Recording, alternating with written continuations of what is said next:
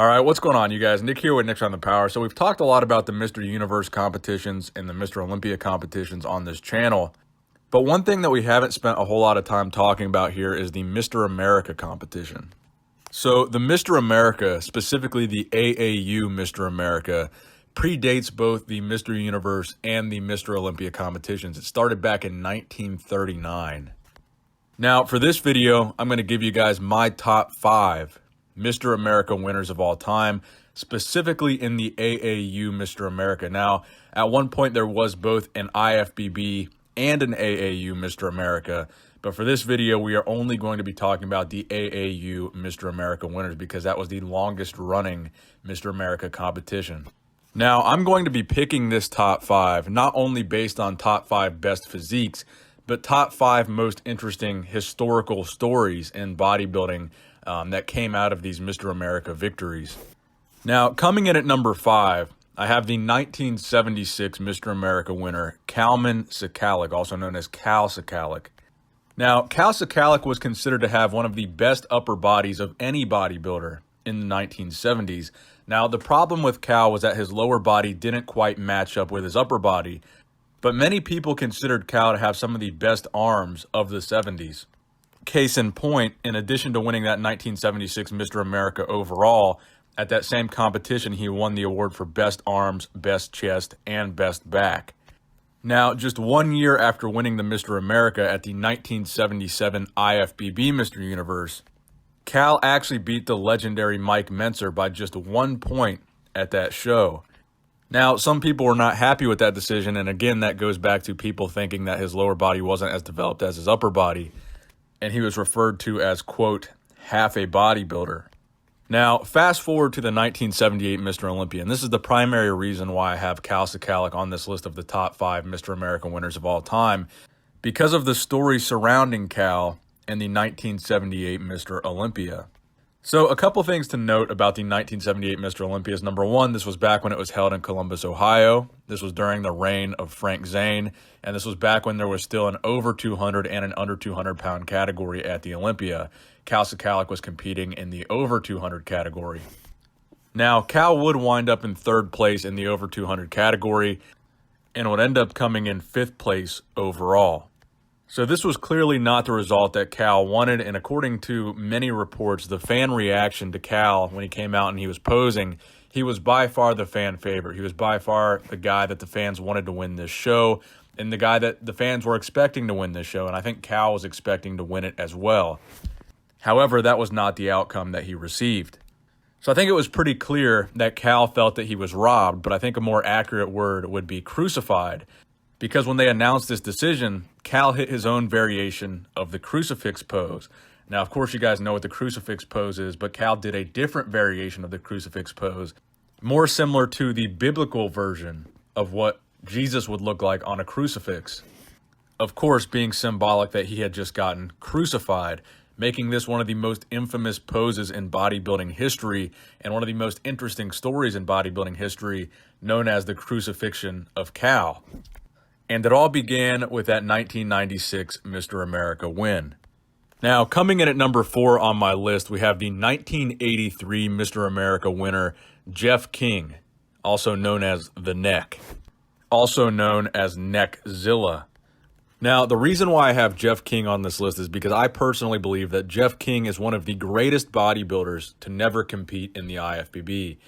He primarily competed over in the AAU, and at the time in the 80s, where the NPC was just beginning and the AAU was a direct rival to the NPC, this created some problems for Jeff King. And Jeff King went on record in an interview as saying the reason why he never ended up in the IFBB was due to politics. He even said that Joe Weider said he couldn't put him on the cover of any magazines because he wasn't an NPC guy. And at the time, they were trying to push the NPC because the NPC is what fed into the IFBB.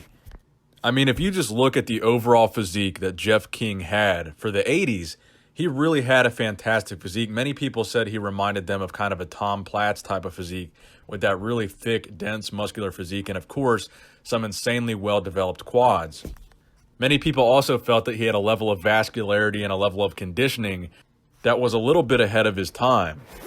Now, in addition to the Mr. America title, he would also win the Mr. Universe title, and those would be the two biggest and most prestigious titles he would win. But he would never compete on the Olympia stage, and he would never compete in the IFBB. And that's why I think he deserves a spot on this list, because I think he's one of the greatest bodybuilders to ever come out of the 80s, but didn't really get the recognition that I think he deserved because of the fact he wasn't an IFBB guy during the time that the IFBB was really taking over. Now, coming in the number 3 spot here, we have one of my personal favorite bodybuilders of all time, and that is Casey Viator. So Casey Viator won the 1971 Mr. America. Now, the reason why I'm putting him on this list is because at the time, he was the youngest bodybuilder ever to win the Mr. America title. He won that 1971 Mr. America at the age of 19 years old. And the year prior, in 1970, he had won the overall at the Teenage Mr. America. He had also won the Mr. USA.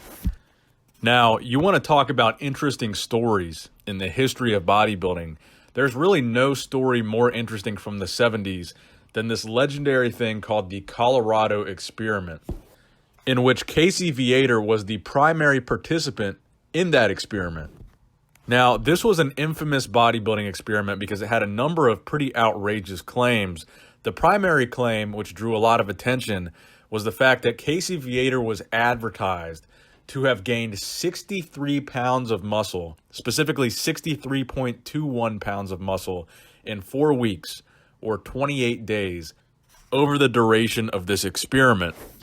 Now, this experiment was put together by a man named Arthur Jones. Arthur Jones is a significant name in bodybuilding history because he was the inventor of Nautilus equipment, one of the largest exercise equipment companies in history. So his reasoning for organizing this Colorado experiment was to back up his claims that, number one, Nautilus equipment was so superior to all other forms of training, and number two, to back up his own brand of high-intensity training, or HIT style of training, and try to create an experiment that proved his machines and his methods could lead to an insanely rapid rate of muscular development.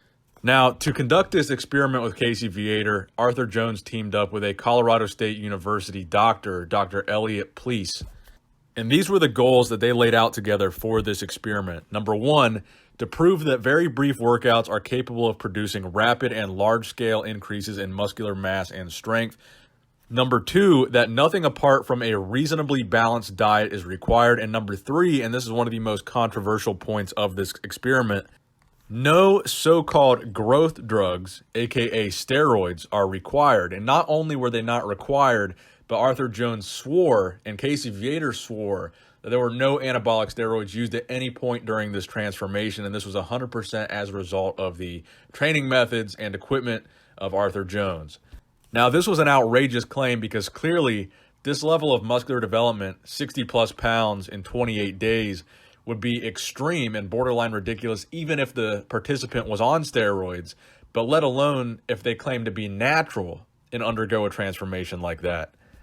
So after the 28-day period of this study, these were the results that they found. Now, both Arthur Jones and Casey Viator participated. Arthur Jones only did 22 days while Casey did 28. In Casey, they found a 45.28 pound increase in overall body weight, a 17.93 pound loss of body fat, which they came up with the number 63.2 pounds of muscle gained over that period of time. Arthur Jones increased his body weight 13.62 pounds, lost 1.82 pounds of body fat, and gained 15.44 pounds of muscle gain.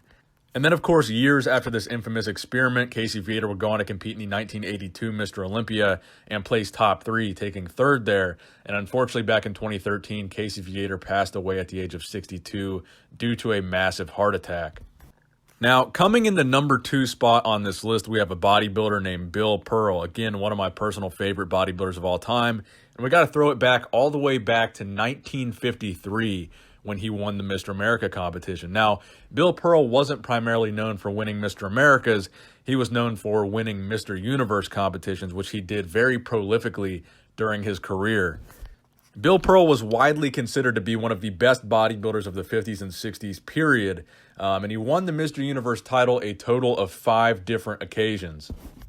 Now, Bill Pearl is another guy on this list. Despite being one of the greatest bodybuilders of his era, he never ended up competing in the IFBB, and he never ended up competing at the Mr. Olympia, despite the fact that when many considered he was at the peak of his career winning the Mr. Universe, specifically around 1967, this was right when the Mr. Olympia had begun, and many people felt that Bill Pearl could have made a tremendous impact and even won the Mr. Olympia in the late 60s and early 70s before he would retire in 1971.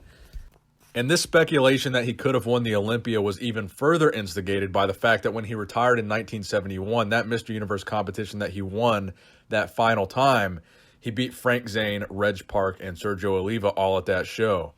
And again, I said we're going to have guys on this list that were very historically significant. Well, that 1971 Mr. Universe, the final Mr. Universe that he won, was the reason for the IFBB implementing their non-sanctioned policy, which meant in 1971, that was the year the IFBB said, any bodybuilder that wants to compete here at the IFBB, you cannot compete anywhere else. You can't compete in NABA, you can't compete in the AAU, and if you do, you will be disqualified from competing at the Olympia.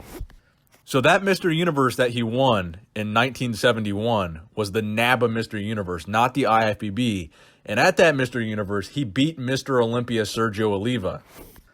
And this pissed off the Weeders so bad that in 1971 at the Olympia, they disqualified everybody else essentially that was going to compete. And Arnold Schwarzenegger was the only competitor that was allowed to compete and showed up and won and competed against essentially nobody. Actually, he competed against literally nobody. Because the IFBB realized, okay, we can't have our best guys, our Mr. Olympias, going over to another organization and getting beaten outside of the Olympia, because that would just be ridiculous and bad for our brand. We can't have Mr. Olympia losing to Mr. Universe. That's stupid. And really, that makes perfect sense. Now, coming in the number one spot, my number one pick for the best Mr. America winner, or the most important Mr. America winner of all time, would be the winner of the 1947 Mr. America, Steve Reeves. Now, Steve Reeves is probably one of the most historically significant Mr. America winners of all time, because he was one of the first bodybuilders to really be able to parlay their bodybuilding career into a career in Hollywood. Specifically, Steve Reeves was very well known for his role as Hercules. And many people say it was Steve Reeves that paved the way for a guy like Arnold Schwarzenegger to be able to do what Arnold did. Steve kind of laid the groundwork for that to be able to happen. Now, another fun fact about Steve in bodybuilding history that you guys might not know is that Steve Reeves was actually the first bodybuilder to win the Sandow statue. So the Sandow statue wasn't introduced to the Mr. Olympia until 1977, but if you rewind all the way back to 1950, the Mr. Universe competition in London, the prize for winning that show was the original Sandow sculpture that Eugene Sandow himself commissioned when he became a star in the late 1800s. He had self-portrait statues of himself made, and this was one of those original statues, and they decided to give it away at the Mr. Universe competition in London, and a young Steve Reeves would win that very first Sandow. Now, this first Sandow statue was a very important one. This particular Sandow statue was given away at the first ever bodybuilding competition 50 years prior, at a bodybuilding competition that was organized by Sandow himself. And this particular statue was the statue given away as the third place prize at that first ever bodybuilding competition 50 years before 1950. I believe it was 1901 to be exact. So that is my list of the top 5 Mr. America winners of all time in terms of historical significance and overall physiques. Let me know who you guys would add or subtract from this list. Please give this video a thumbs up if you enjoyed it. Make sure you subscribe to this channel if you have not subscribed already. Thank you guys for watching. Nick Strength and Power, signing out.